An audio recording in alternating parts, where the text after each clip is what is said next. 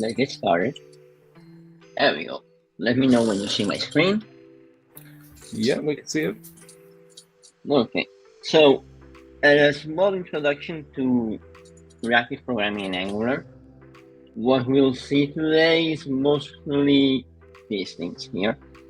Obviously, we'll need to know what are the observables, how we approach that in Angular, how we are taught normally to use observables in Angular. While you're working with subscriptions, you might need to get inside the subscription, manipulate the data, subscription inside a subscription, so it can be more helpful.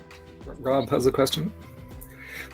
Yes, maybe you can talk a little bit about how can we modify the async values, right? Because sometimes we want to touch it, or want to inspect it before we display it, so or modify it in any way. You really want to manipulate the observable before, that's where you should be using the operators. I mean, depending on what you need to do, you could use, instead of doing the data right away with the result, if you want to do something with that, you would use a pipe, use the RIKS operators in order to manipulate that observable the way you want it. And once you have it the way you want it, you just expose it outside. Yeah, that's what I was. That was what I was getting into. So that for you to explain that, that change, right?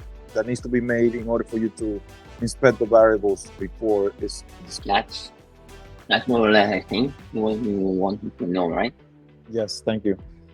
You're welcome. Any other questions, chats?